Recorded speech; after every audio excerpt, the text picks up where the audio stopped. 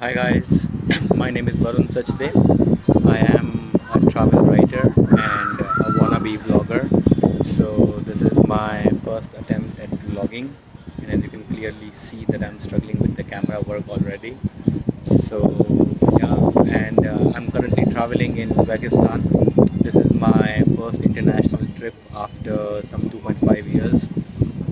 So I'm full of excitement and enthusiasm. And today I'm going to take you across Bukhara, which is one of the oldest cities in the world and probably the oldest one in Central Asia between the five stans. So are you guys ready? And if you like the video, do like it, subscribe it, and share it with your friends. And it is believed that Bukhara was built by the Sogdians. I'm not sure if you guys have heard of the Sogdians or not, but they were the actual architects of Bukhara in 500 BC. They built Bukhara, and they were an Aryan people from like Iran who migrated and created a city here. And they would go on to play a very important role across the centuries as the main traders on the Silk Road.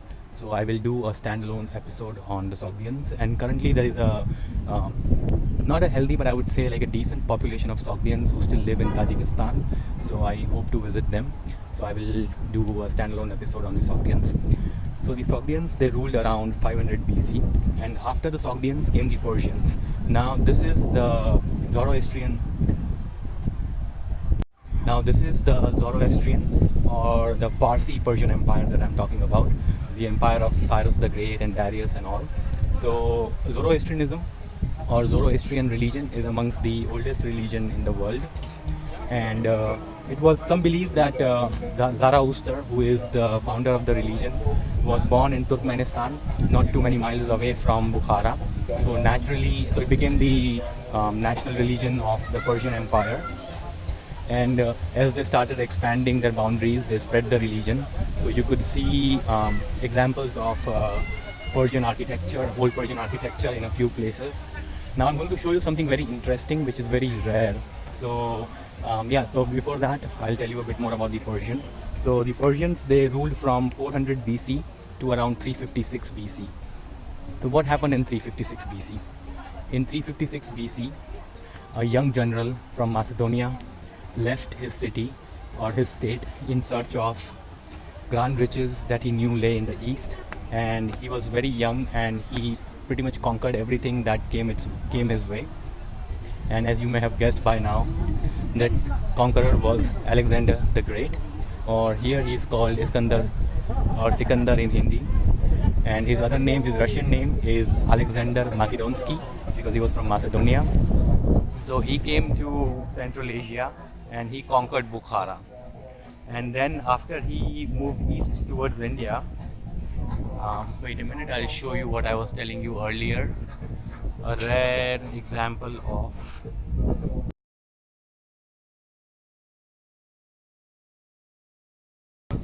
not just like birds, but also the sun god. So now, as you know that in Islam, sun is not preached, moon is the main celestial body that is preached. So it is rare to see like sun engraved on a caravanserai. So what is this? This building is a caravanserai. Let me take you inside.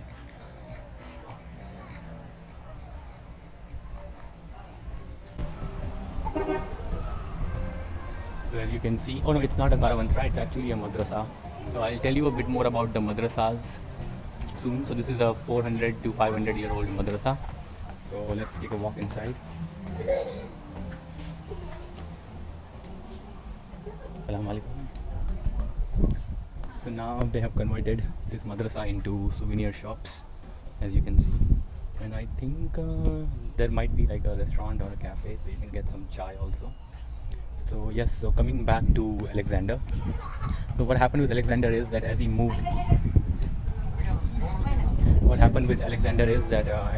east towards India, he left behind some of his best generals in different parts of Central Asia. So, and as probably some of you know that he couldn't conquer India. His troops were really tired and they wanted to go back to Macedonia because they had already seen enough of warfare. So he went back with his troops and he went back to actually get more soldiers, but he died en route.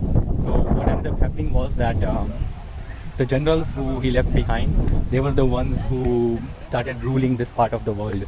So including Persia, Central Asia. So this kingdom was called the Greco-Bactrian kingdom, or just Bactria, some of them call it. So Bactria stretched from Uzbekistan to Iran, Afghanistan, and also parts of modern day Pakistan. So that was Alexander and the Bactrian empire that he left behind.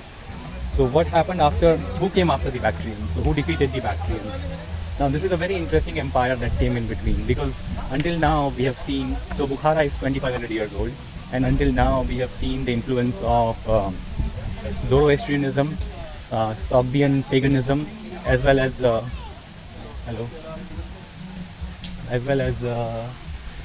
Greco-Roman influence. But now the next empire that will come will completely reshape. So the next empire to take over Central Asia and this part of the world, like Uzbekistan, was the Kushan Empire. Now the Kushan Empire, they were actually nomads from the steppes, from like Kazakhstan, Turkmenistan, that part of the world, and they came together and formed the Kushan Empire. And the Kushan Empire entered Central Asia around 105 AD. So 105 BC, before Christ. So around 2100 years ago, they entered Central Asia, and with them, so they not just that they conquered Uzbekistan, but they also defeated the Bactrians across Bactria, and they took hold of Afghanistan, Iran, and even northwest India, so like Punjab, Sindh, that whole part. So the Kushan Empire ruled from 105 AD to 250 AD, so that is around 2000 years earlier. And one significant thing that happened with the Kushan Empire was that they adopted Buddhism as the state religion. So this was the time when Buddhism was spreading across much of China, Southeast Asia from India, and it also found its way here in Central Asia. So they built Buddhist monasteries. There are still some fine examples of old Buddha figures in different parts of Central Asia, and I might try to find them in more remote locations. So that was the Kushan Empire, and the Kushan Empire phased out around 250 AD, and after that a very little known dynasty took hold of Bukhara, and that is the Hua tribe. Now these Huas, they were nomads from Mongolia, and they ruled Bukhara in this particular part, like this part of Uzbekistan, for around 400 years, from 250 to 650 AD. And then in 650, as you already know, that we are getting close to Prophet Muhammad's time in the rise of Islam in Saudi Arabia. So that was when in 650, Arab forces, they attacked Bukhara. And so there is a legend that when they attacked Bukhara, the Hua king was away, and his mom was ruling as the queen regent. And they were surprised, like the Arabs were surprised to find a woman leading an army. So it was also like a very rare occurrence where they faced a women general or a women queen. So it was quite strange for them. So they managed to defeat the Hua tribe, but they weren't really they did not become the rulers until like around 850. So it took them 200 years to finally get Central Asia under their control. So these were the Arabs. Now something very interesting happened with this. So the original Arabs who came, they conquered, but they never really stayed. So we have reached, this is a mosque. This was built in 7th to 6th century.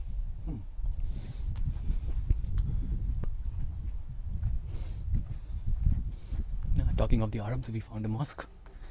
So yeah, they never really truly stayed here, but definitely Arabic became the lingua franca. So all the literature, science and everything was finally converted to Arabic. And then something very interesting happened after that. Assalamu alaikum. So I'm going to show you some ancient bathhouses that they have dug up recently. So one one Bukharan, one local person, told me that there are actually three Bukharas. Two Bukharas are buried under. And how they got buried? So they say that there is one Bukhara, which is the Parsi Zoroastrian Bukhara. Then there is the Kushan Empire Bukhara, which is Buddhist. And then the one that we see nowadays, that is actually the Islamic Bukhara. So how did it happen?